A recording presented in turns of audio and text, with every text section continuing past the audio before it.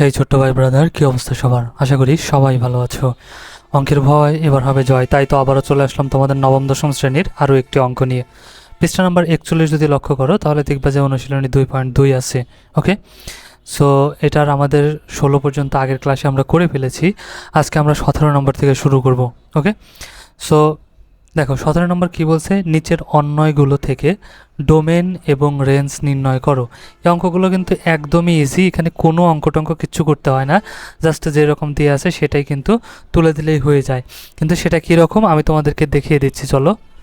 এইখানে দেখো, প্রথমে যদি আমরা ক নাম্বার থেকে শুরু করি তাহলে আমাদের এখানে কি আছে, ক নাম্বারে আর সমান এত দেওয়া আছে না, তাহলে আমরা লিখে নেব যে দেওয়া আছে, দেওয়া আছে। এখানে দেখো তো আমাদের কি দেয়া আছে, এখানে আর সমান আমাদের দেয়া আছে যে 2 1 একটা সেট, তারপরে দেয়া আছে 2 2, ঠিক আছে, তারপরে দেওয়া আছে 2 3 একটা সেট দেয়া আছে। সো এইখানে এইগুলো কি ক্রোমোজোরগুলোর প্রথম উপাদানগুলোকে বলা হয় ডোম বা ডোমেনকে সংক্ষিপ্তে ডোম বলে, আর দ্বিতীয় উপাদানকে বলা হয় রেঞ্জ। ঠিক আছে, মানে প্রথমটাকে বলা হয় ডোম, এটার প্রথম ডোম, এটার ডোম, এটা ডোম, আর এটার হবে রেঞ্জ, এটা হবে রেঞ্জ, এটা হবে রেঞ্জ। তাহলে কিন্তু খুব ইজিলি আমরা বের করে ফেলতে পারবো। ঠিক আছে, তাহলে আমরা এখানে লিখতে পারি যে আর অন্বয়ে ক্রোমোজোরগুলোর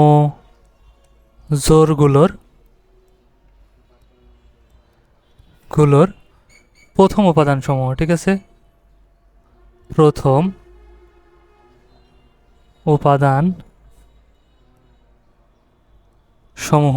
তাহলে প্রথম উপাদান সমূহ কি কি দেখো তো, এখানে এখানে আমাদের কি আছে, প্রথমে এখানে আছে আমাদের 2, তাই না? এই যে 2, তার মানে নেব 2 2। তারপর এটার প্রথম কি আছে 2, নেব 2। এটার প্রথম কি আছে বলো তো 2, তারপরে আমরা কি নেব 2। ওকে, এবং এখানে আমরা লিখব যে দ্বিতীয় উপাদানগুলোর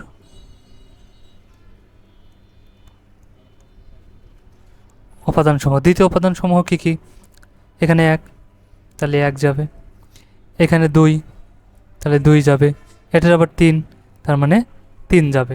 ওকে, 3। তাহলে এখন আমরা এখানে লিখতে পারি যে সুতরাং ডোম, এই যে এখানে আমাদের ডোমেন বলছে না, ডোমেন, এই ডোমেনের সংক্ষিপ্ত রূপ হচ্ছে ডোম। ডোমেন থাকলে ডোম লিখতে হয়। ডোম আর সমান, তাহলে আমাদের কি কি আছে, যে প্রথম উপাদানগুলো ডোম, তাহলে এখানে 2 2 2 এইটা আছে না, যদি আমাদের একই বর্ণ বা একই যদি সংখ্যা বারবার থাকে তাহলে আমাদের বারবার লেখার দরকার নেই, সেটাকে একবার লিখলেই হয়ে যাবে। ঠিক আছে, তুমি চাইলে লিখতে পারো 2 2 2, কিন্তু এখানে আমাদের কি হয়ে যাবে, একটা সংখ্যাই কিন্তু আমাদের হয়ে যাবে। ওকে, ঠিক আছে, তাহলে আমরা কি করব, যদি একই সংখ্যা হয় সবগুলোই, তাহলে আমরা ওই একই সংখ্যা বারবার না লিখে জাস্ট একটা দিয়ে দেবো, তাহলেই কিন্তু হয়ে যাবে। এবং এবং রেঞ্জ, ঠিক আছে, রেঞ্জ আর সমান আমাদের কত আছে 1 2 3, তাহলে 1 2 3, এই হয়ে গেল, এটাই আমাদের অ্যান্সার ক নাম্বার। দেখছো ইজি না, কত ইজি কিন্তু। সেমভাবে এখানে যদি খ নাম্বার আমরা দেখি তাহলেও কি করব, আগে সেমভাবে লিখব যে দেওয়া আছে, দেওয়া আছে। ওকে, সো দেওয়া আছেটা আমরা লিখে নিলাম। তাহলে দেখো দেওয়া আছে, কি দেওয়া আছে, আমরা এই জিনিসটা কিন্তু তুলে নেব যে এস সমান আমাদের যেটা দেওয়া আছে সেটা। ঠিক আছে, -2 4, তারপরে কি আছে -1 1, তারপরে আছে 0 0। ওকে, তারপরে কি আছে 1 1, তারপরে আছে 2 4, সরি তুলে নিলাম। ওকে, তাহলে সেমভাবে আমরা লিখে নেব যে এস অন্বয়ে ক্রোমোজোর গুলোর, ঠিক আছে, এটা ক্রোমোজোমগুলোর, এটা কি উপাদান, প্রথমে প্রথম উপাদান। ঠিক আছে, প্রথম উপাদান সমূহ। তাহলে প্রথম উপাদান সমূহ কি কি, ক্রোমোজোমগুলোর, এই যে এটা -2 -2, এটার -1, এইটার 0, তারপরে এটার 1 আর এটার 2 এবং এবং ঠিক আছে, এবং দ্বিতীয় উপাদান সমূহ, তাহলে এখানে দ্বিতীয় উপাদান সমূহ কি কি আছে? 4, তারপরে আছে 1, তারপরে আছে 0, তারপরে আছে 1, তারপরে আছে 4, ঠিক আছে। তাহলে আমরা এখন লিখতে পারি, সুতরাং ডোম এস সমান কি লিখব? এই যে প্রথম উপাদানগুলো ডোম, ঠিক আছে। তাহলে -2, -1, 0, 1, 2, ওকে। আর রেঞ্জ এবং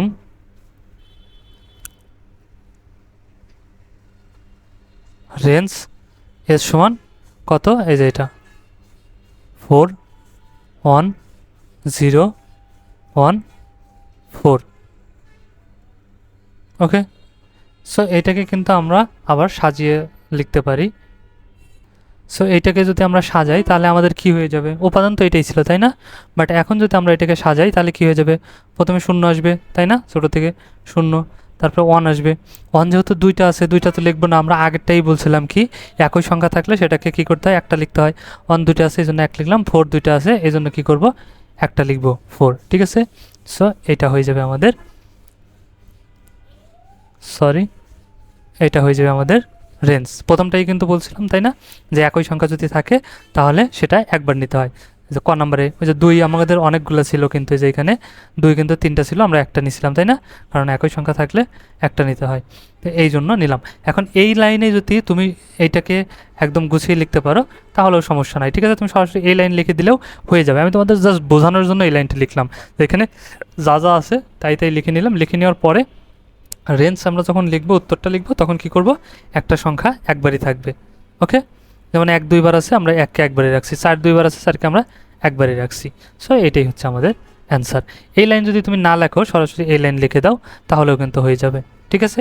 এই লাইন লেখার দরকারও নাই, আমি জাস্ট তোমাদের বোঝানোর জন্য জাস্ট লিখছি, ওকে। আশা করি বুঝতে পারছো। তারপরে আর একটা আছে গ নাম্বার, 3 নাম্বারটা যদি আমরা দেখি, তাহলে দেখো এখানে কি বলছে? সেমভাবে আমরা কি লিখবো? যে দেওয়া আছে, দেওয়া আছে। কি দেওয়া আছে? এফ সমান কি দেওয়া আছে দেখো তো? হাফ 0, ঠিক আছে। তারপরে দেওয়া আছে 1 1, তারপরে দেওয়া আছে 1 -1, তারপরে আছে 5/2 2, তারপরে দেওয়া আছে 5/2 -2, ওকে। এটা যা দেওয়া আছে, এখানে যা দেওয়া আছে জাস্ট আমরা তুলে নিলাম। এখন সেমভাবে বাকি দুটো, উপরে দুটো যেভাবে করলাম সেমভাবে করব। এখন লিখে নেব যে এফ অন্যয়ে ক্রোমোজোর গুলোর প্রথম উপাদান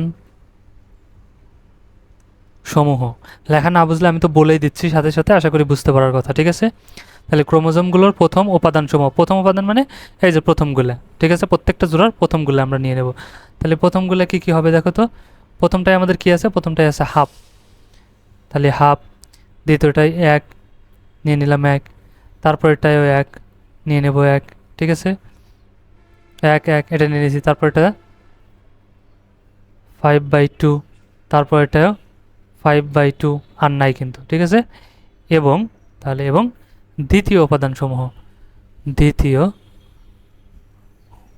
উপাদান সমূহ, তাহলে দ্বিতীয় উপাদান সমূহগুলো কি কি হবে?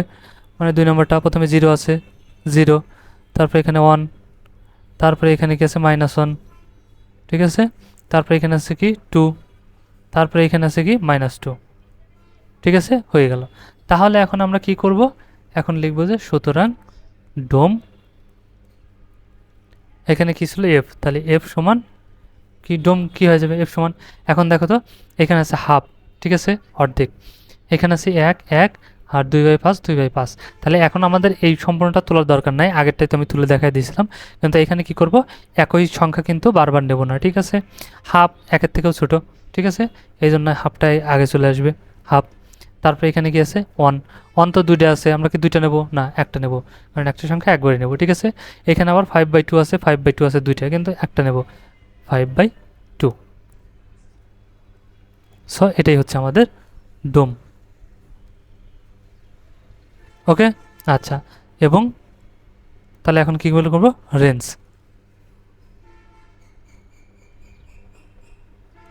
রেঞ্জ এফ সমান, তাহলে কি হয়ে যাবে বলো তো, এই যে এইটা, এখানেও দেখো তো, এখানে কি একই জিনিস আছে, একই জিনিস নাই কিন্তু।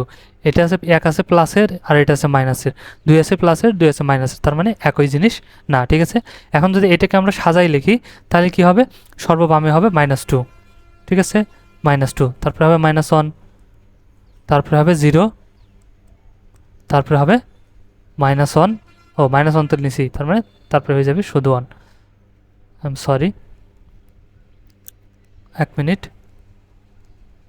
ধরো, হ্যাঁ, এখন 1, তারপরে যে 2 আছে +2, তারপরে হয়ে যাবে 2, মানে এই যে -2 -2 -1 -1, এই 0 এই 0, ঠিক আছে, এই যে 1 এই যে 1 এই যে 2 এই 2 নিয়ে নিছি, সাজিয়ে নিছি, ঠিক আছে। অর্থাৎ সবচেয়ে ছোট থেকে শুরু করছি বড়র দিকে, যত মাইনাসের যত বড় সংখ্যা সে হয় সবচেয়ে ছোট, এই জন্য 2 এটা নিছি, সেটা ছোট, এর সাথে এটা একটু বড়, তার সাথে এটা একটু বড়, তার সাথে এটা বড়, তার সাথে এটা বড়, সাজিয়ে লিখে দিয়েছি আলাদা আলাদা কিন্তু, ঠিক আছে। তাহলে ডোম আর রেঞ্জ হয়ে গেছে, আমরা লিখে ফেলছি, এটাই আনসার। সো আমাদের ডোম আর রেঞ্জে কিন্তু বের করতে বলছিল 17 নম্বরে, খুব ইজিলি, কিন্তু এখানে অঙ্ক করার কিছুই নাই, খালি জাস্ট আমরা দেখব যে অঙ্ক যে দেওয়া থাকবে, জাস্ট দেখব এই প্রথমটা জোড়ার, এখানে তো জোড়াই জোড়াই থাকবে, ঠিক আছে, জোড়াই জোড়াই থাকবে, এই জোড়াগুলোর প্রথমটা হচ্ছে ডোম, দ্বিতীয়টা হচ্ছে রেঞ্জ, প্রথমটা ডোম দ্বিতীয়টা রেঞ্জ, প্রথমটা ডোম দ্বিতীয়টা রেঞ্জ। ইজি না, একদম ইজি, এখানে কিন্তু অঙ্ক করার কিছুই নেই। 1 2 ছেলেপেলেকেও যদি আমরা দেখাইয়া দেই একবার, তাহলেও কিন্তু তারা করে ফেলতে পারবে। ওকে, সো আশা করি বুঝতে পারছো, খুবই ইজি ছিল। আর ভিডিওটা যদি ভালো লাগে অবশ্যই একটা লাইক দিয়ে দিও, আর বন্ধুদের সাথে শেয়ার করতে কিন্তু একদমই ভুলো না। ওকে, দেখা হচ্ছে নেক্সট ক্লাসে, ততক্ষণ সবাই ভালো থাকো, সুস্থ থাকো, আল্লাহ হাফিজ।